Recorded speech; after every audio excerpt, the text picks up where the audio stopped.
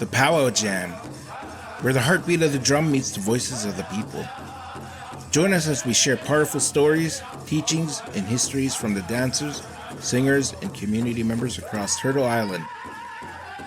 This is more than just music. It's our culture, our memories, and our way of life. I'm telling you the story about the history of the Crooked Lake Singers, and those, of course, are our very own Cowessess and Crooked Lake Agency people that are descendants from the original singers, and this is meant for them. When we have our powwow here on the reserve, I think they're one of our head drums that we have, and there's a history behind it and a history behind the songs. And the reason I'm telling you this is because we have so many young people now that are coming back to the reserve. They had no connection to their culture. And they come to the powwow, especially to the powwow, and they like being at the powwow. They've never been on the reserve before. They've never participated in some of the cultural events, and it makes them feel good. And I wanted to tell them about where the powwow came from, for our powwow songs. When the families come out and settled in this area in the late 1800s, they sort of weren't all split up into the different reserves. Now we're split up we have Cowessess, we have Cowessess, we have Sakame, we have Ochapoes around us. They weren't really split up, but now they are. And the agency, there was an agency here that the Indian Affairs set up, and it looked after the 4 reserves. It was called the Crooked Lake Agency after the lake we have down the hill. And shortly after the reserves were set up, the Indian Act set up the residential schools, and there's a number of policies that they implemented. One of them was the pass system, and they also outlawed powwows. So they were trying to break up the cultures of the people down here. So it stopped them from attending the annual events like the rain dances, the sun dance, and so those events and those particular things had to go underground for a while, and they practiced them out in the bushes where they couldn't be seen, or in their own houses when they had houses later on.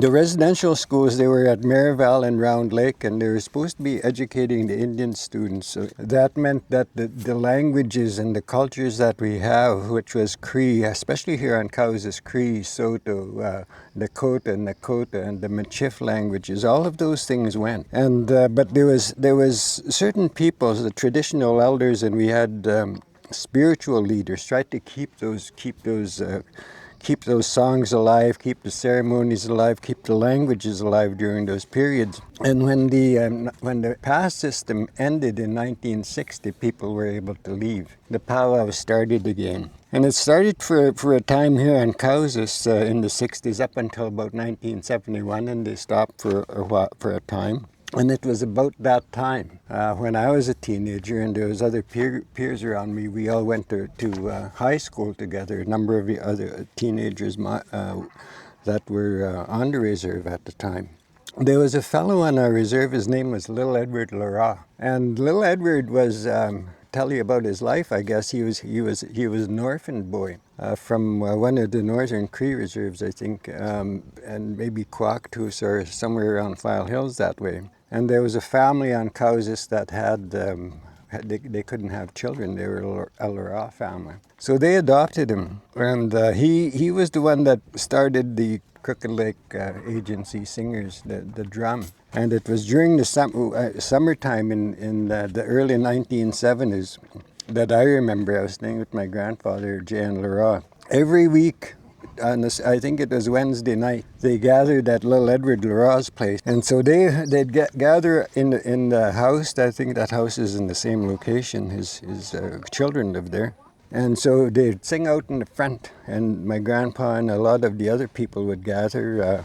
Bernard Bob, Alex Lara, Fenton, Carlos, Dennis. Those ones, they became part of the core of the Crooked Lake Singers, and they had the ones from Cowessess came over as well. And that would have been Bernard Bob, Albert Isaac, Percy Isaac, and Calvin Isaac, and those ones, they expanded the group after a while. But that was where they started singing, and they practiced singing. And then during the summer times, they'd go out to the bands, and that would be at a number of the powwows that they held in the area, which would have been the northern United States.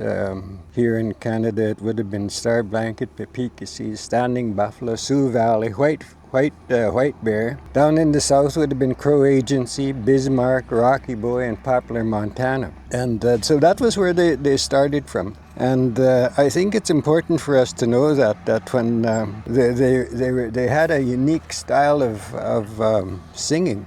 And I think in the story that I'm going over by Errol Canistino here in the Saskatchewan Indian, 1999, he said it was their high-pitched, high-powered voices. They had a fancy type of a faddish word songs, and they said that it was a good old style sound and it was a steady beat. And so they had a lot of people that liked their music, and Lionel Sparvey was the head spokesman at the time, and they went to many places. They went to Estonia and Russia, the northern United States, Arizona, New Mexico, Ontario, Manitoba, and Alberta. And they recorded 2 albums. One of them was called The Old Style. It's on Saskatchewan Indian Cultural Center labels. And the second one is Good Old Days, and that's on the Sweetgrass label. And he would say that they're recording their 3rd one in July, and that would have been in 1999. And so that's where the story comes from. And I would like everybody to remember that when the powwow comes, that our stories, our songs, and our ceremonies, they originate from way back. And it was one of our own people here that got them interested again. He came from another community, and he shared that with us. And now that becomes our very own. That's how we got powwow here on Cowessess.